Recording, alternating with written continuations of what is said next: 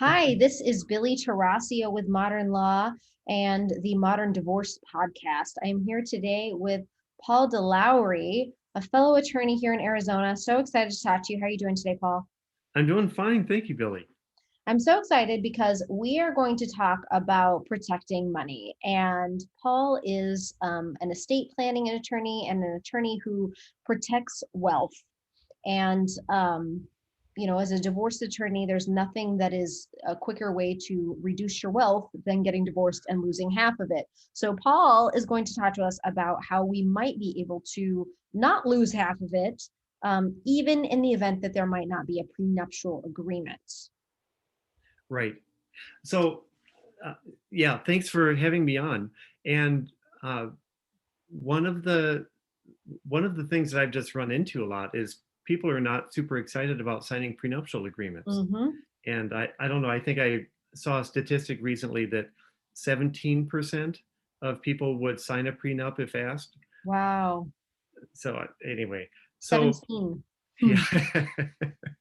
So there are actual ways of setting things up ahead of time, and it's better to do it ahead of time, like Mm-hmm. before you're married. Mm-hmm. Um, and so why do we even do this? I mean, well, for one, in a community property state, and you can go into a lot more detail about this, but there's community liens and all this stuff, and the community property is pretty sticky, and it starts, sticking to all kinds of things. Mm-hmm. Um, Inheritance, prior property, businesses where the I don't know where the wife goes in once a week and helps clean, or is a part-time secretary, or whatever, and all of a sudden she has a claim that she was helping out build the business. So how do you change that? Well, just as a general rule, Mm-hmm. what you don't own can't be taken from you. Mm-hmm. So that's the first thing. So there are some ways that you can take a business or asset and put it in, for example, a trust where it's not in your name. You're not the trustee, you're not the beneficiary, but then you want to have some special ways to still be able to control it or get access to it later or make changes. So that's the trick. I mean, one of the rules of that, another rule with asset protection, is you don't want to just protect it, but then never have access to it again or Right. not be able to make changes. Right, right. We don't just It want to protect it. So let's take a minute. Let's take a yeah. minute and go over like basic community property concept because it is intense. And the idea is that when two people get married, they become one unit that is the community, and the community has its own interest apart from each individual. So that sounds like it's all fine and dandy, but it can get really tricky because it means that any action that you take while you're married is on behalf of the community. So even if you don't intend to be building something for the community, because let's say you started a business, way before you got married, and you don't want to split that. And the general rule is if you come into the marriage with an asset, then it is your sole and separate property. So, all right, everything is community except if you came into it before you were married, or it was inherited, or it was gifted to you as a human, not as the community. Mhm. But when those assets grow during the marriage, and when community efforts helped any of the assets grow, that's when the community has an interest. And of course, for high asset earners or business owners, businesses can grow enormously over the course of a marriage. So, and when that happens, I, as a divorce attorney who am representing the non-owning spouse, I go in and I make a claim for a community lien for a portion of that growth. Now, Mhm. how could you prevent me, the divorce attorney, from getting my community lien? So let's say it's a business from before the marriage, Mm-hmm. right? Okay. And not to be or whatever, just hypothetically, husband is going there all the time, working in the business grows. Mm-hmm. You're saying yeah, he was doing that on behalf of the community. Yeah. Yeah. Well, yeah, that's tricky. I mean, one way to not have it be part of the community would be to uh, not have it be part of the community, meaning that if it's possible, and we start getting into all little details here, but just high level, if it's possible to have it in a trust where the the owner is not the owner anymore, then that's not community property. I mean, it'd be the same then as going to a job and just because maybe husband or wife works at a law firm, let's say, and keeps working there. Well, um, you don't acquire an interest, in assuming you're not a owner of it. You don't get an interest in it just because you're working for a job. So that would be kind of the same thing. Um, Now there are other details. For instance, okay, he's working at a business that he doesn't own. How does he get? Well, he would take a salary, I guess, or take, get wages out that way. So that's perfectly fine. That's, that obviously is part of the community. Mhm. Um, So let's and make our hypothetical, like, let me set up the fact pattern a little differently. okay, A husband and wife get married, and husband owned a string of movie theaters, let's say. I don't okay, think that's a really good fact pattern because I'm pretty sure all the movie theaters are owned by huge conglomerates, but let's pretend he owns sure. movie theaters, and they get married. There's no prenup, but this is both of their second marriage, and they keep everything separate. They stay married for 20 years. During that time, he really builds up the movie theater business. He opens two, three more movie theaters. They're always in his name. They're always in LLCs owned completely by him. They get divorced, and she says, I want a portion of the growth. What can he do, and what could he have done differently? Um, well, what he could, you can probably speak to what he can do now, like because he already kind of botched it all up. But what he could have done, for example, have a trust where he's not the trustee, he's not the beneficiary, he's out of the picture. Maybe his kids or their kids are the beneficiaries or whatever. Um, and that trust. Now the issue with that, he doesn't control it. So if you have the movie theaters owned by that trust, Mm-hmm, he has no management ability. He has to go mm-hmm, to the trustee to write mm-hmm, checks and all that. mm-hmm, So that's not good. mm-hmm. So how about this? So you have the trust that owns an LLC or owns the business. He can, even though he's not an owner, he can still be the manager of it. And so the trust actually has no ability. Let's think worst case scenario. So um, he gets his buddy to be the trustee of the trust, and then the buddy gets a gambling habit and wants to take over the movie theaters and sell them or something like that. Well, he can't because he owns the I mean, no, he owns it as trustee, the theater, but the manager is still husband. So the See. husband has all the authority to do anything or sign anything, and um, so I mean that would be a quick and dirty way of doing it. Okay, so let's talk about that for a minute. When you're setting up an LLC, you have to check whether or not it's member managed or manager managed. And you're saying you could make an LLC owned entirely by a trust that Right, is that is manager managed, and the manager is the husband. right. Now, husband is not the owner of the trust that owns the LLC, but he is a beneficiary. Or tell me about that. Okay, so this is like the area of practice for like the super nerds. I don't know how Right. We are super nerding out right now. I'm gonna super nerd out for about 2 minutes. So there's a whole issue. You can go on the internet and read about this. There's an issue about single member LLCs and are Mhm. they protected and blah blah blah. Um, Maybe make husband a 1% member who's also a manager. Those aren't necessarily the same. People say Mhm. managing member. You Mhm. can say that if you want, just to because it rolls off the tongue. Say he's a 1% managing member of the LLC, and the 99% non-managing interest is owned by this trust. Mhm.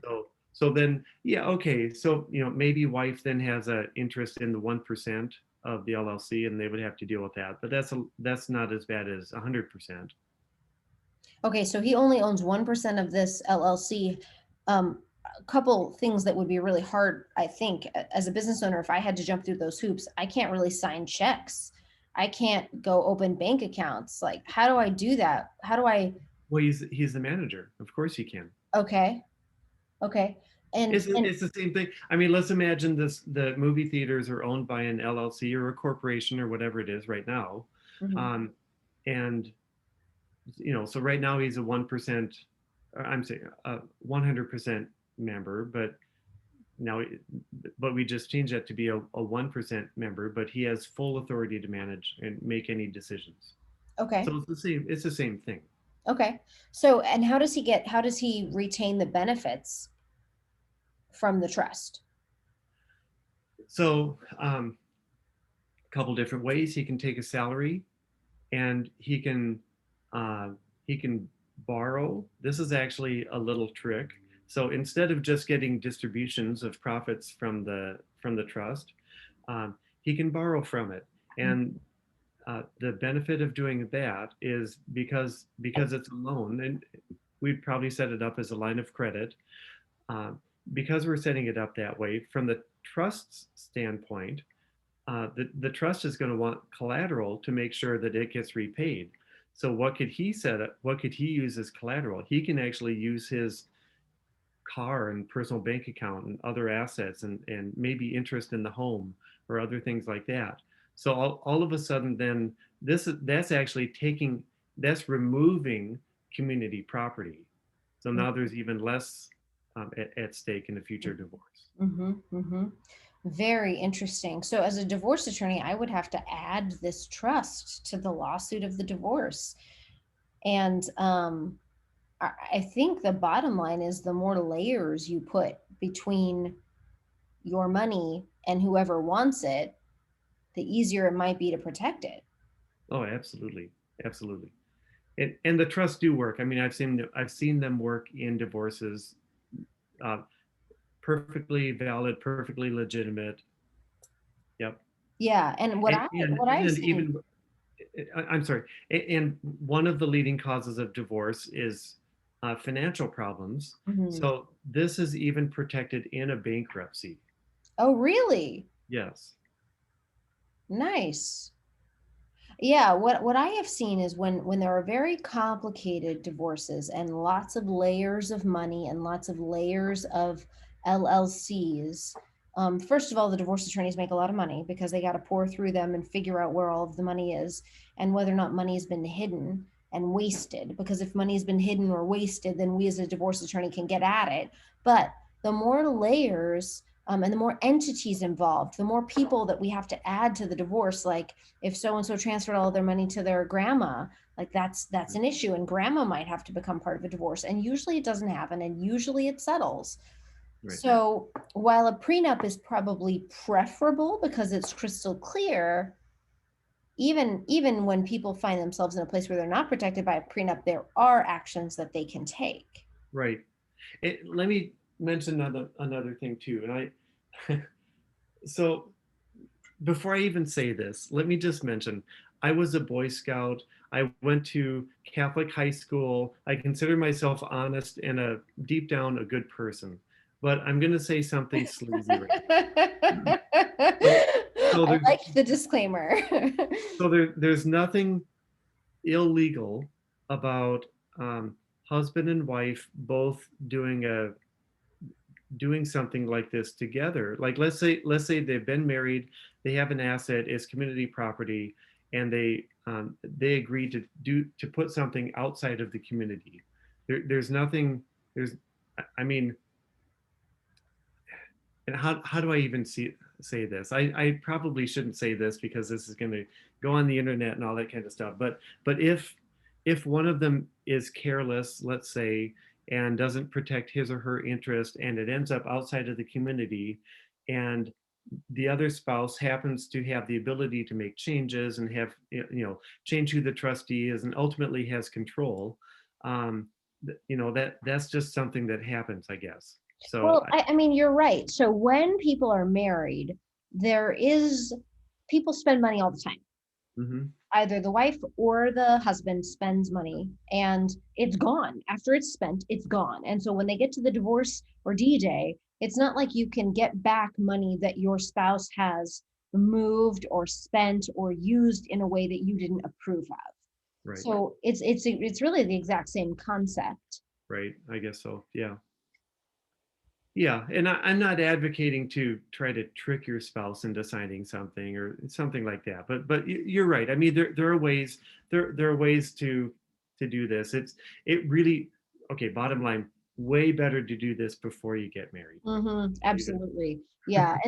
And the other thing to consider is you're always allowed to do a postnuptial agreement, even if you haven't done a prenuptial agreement. Right. So if you find yourself in a position where things are not going well financially, or your business takes off, right? The business that you started before you were married, that was your side gig, is now taking off. And you know it's separate property because you know you owned it before, but now you know that it's huge and it's your family's relying on it. Better to figure out right now, how do we want to protect this asset moving forward from everyone, from every potential event, from Sure. creditors, from a potential divorce, from a potential death in the family? Like, how do we consider protecting our assets in a very broad sense, with divorce being just one risk factor? Sure. Sure. Yeah, and I've done that actually as part of a asset protection plan. Like Oh, really? just separating. Yeah, like I map things out. Like I I map things out for clients all the time. You know where things are going to be owned, and in order to make this actually happen, we need to have an agreement that this is sole and separate property. Oh, interesting. Okay, so this is major. So if a couple comes to you and they have high assets, as part of your estate planning, are you considering, what happens in the event of a divorce? Well, yeah, I mean I have to think holistically. Okay. Okay. And so how do you protect a couple's assets in that case? Who do you look out for? The husband or the wife, or how do you protect the assets? Well, because I'm representing both, usually I'm representing both of them. Um, so I, and I'm taking your example. So something is sold and separate, but there's the possibility of it getting kind of muddy down the road. I mean, Mhm, it's possible to clarify that just right now and make it so it's not an issue in the future. mhm, mhm. So Okay. And when you're doing an estate plan with a married couple, are you usually valuing the assets that exist at the time?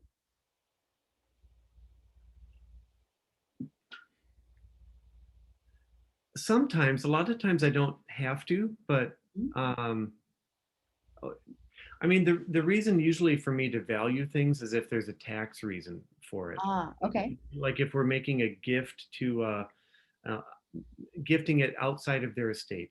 I don't frankly do that a lot because the estate tax amounts, the exclusion is so high right now.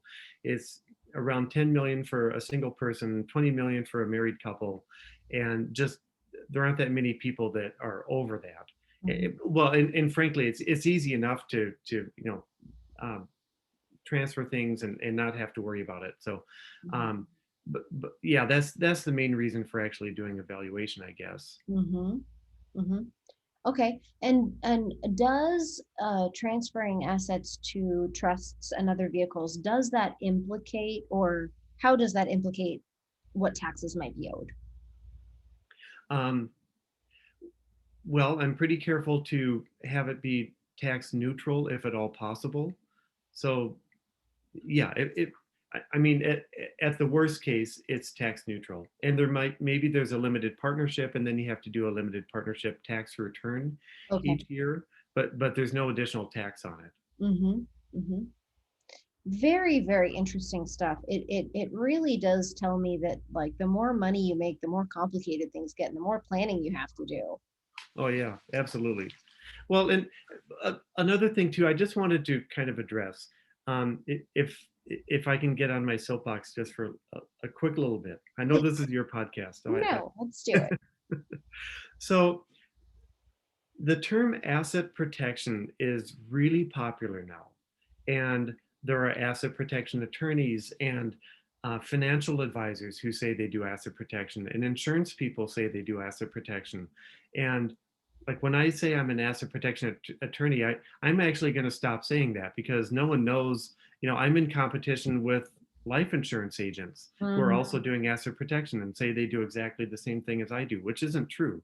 mhm. Um, so there are uh, basic, I mean, I call them seven pillars of asset protection. And I don't have to go into all of them right now, but one, for example, pillar number one is that your assets are protected in any state, um, and under any circumstance, if it's divorce or bankruptcy, uh, uh, you know, uh, government action, IRS audit, anything like that.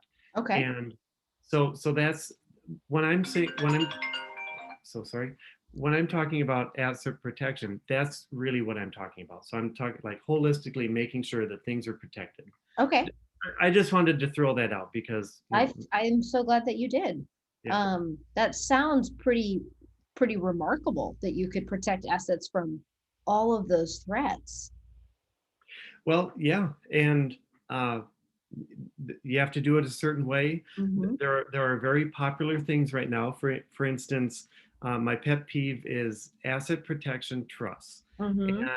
and they're incredibly popular because they promise that you can be the you can be the beneficiary of this trust, but at the same time, your creditors can't get to it. So you actually put your everything you own into this trust. You're still the beneficiary, but your creditors can't get to it. Oh, And that sounds amazing. And Arizona is actually on the verge of adopting a statute like that. wow. Um, and well, there's multiple problems. They're not recognized in the majority of states. So if Mm, you get sued in Texas or Illinois, it's for example, or California, it's not going to help you. And then um, well, it, it, it's not protected in bankruptcy. mm, That's kind of a huge deal. I mean, if you want your things to be protected, then let's say I don't know some bozo sues you for $1 million for something that it's just made up, mhm. and the judge, I don't know, the judge didn't like how you dressed, on the day of trial, and rules against you. Now you have this $1 million judgment. Well, you think, well, I'm protected because I have this whatever Alaska Asset Protection Trust or Delaware Asset Protection Trust. Well, you're not because your choice is well. Um, if you want to file for bankruptcy, it's going to be unwound, and all Yeah. of the assets are going to be made available. And, Mhm, and if you don't pay the creditor, mhm. the creditor can actually force you into an involuntary bankruptcy. And Ooh, really? yeah, Ooh, I don't like that idea at all. yeah. So anyway, enough of my soapbox. Well, I'm curious though. We don't have a ton of time, but what are the other six pillars? Okay. Um, Creditors can't limit how you use your assets. In other words, you want to be able to have control. So Mhm. that's part of it. So just putting things into a trust where you don't control it, it might be protected in a way, but like a business, I mean, you want to be able to control your business. So Right. that's not. Um, you have to be able to change your mind. There has to be some flexibility. Um, uh, the creditors can't dictate how your kids uh, enjoy the assets, and also it has to be protected from their um, poor choices. Yeah. So you set everything up, it's protected from your creditors, you die, everything goes to your kids, and they become drug addicts and Mhm. gamblers. So Yeah. that's not really good. uh, Mhm. and let's see what else. Oh, frankly, another one of the other ones is to have um, to take care of all of the administrative details.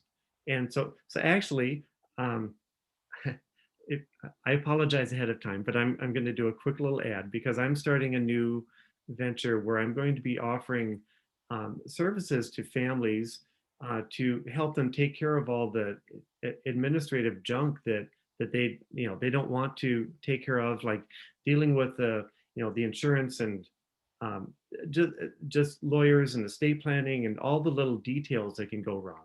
So just making sure that everything's all buttoned up. Yeah. That's one of the other important things. Does that include actually making sure that the assets that you own are titled in the trust? Oh, yeah, yeah, yeah, Because yeah. I Just I see that a everything. lot where people have trusts, but then nothing is in it. Right, right. All the little details like that. Yep. Got it. Very cool. Well, Well, thanks.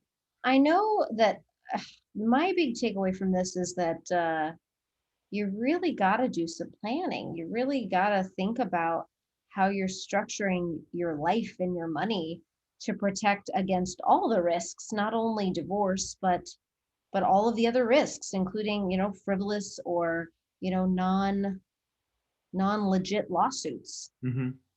And when people look at you and they see that you've got nice cars and a nice house and a teenage driver, you kind of become a target for those lawsuits.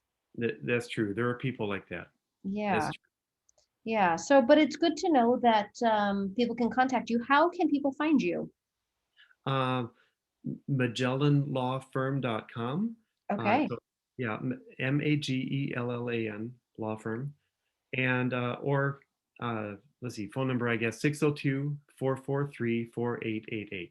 Great. And I'll make sure to have all of that information in our show notes. Thank you so much, Paul. It was great talking to you today. Good talk. Good talking to you. Take care. Bye. Bye bye.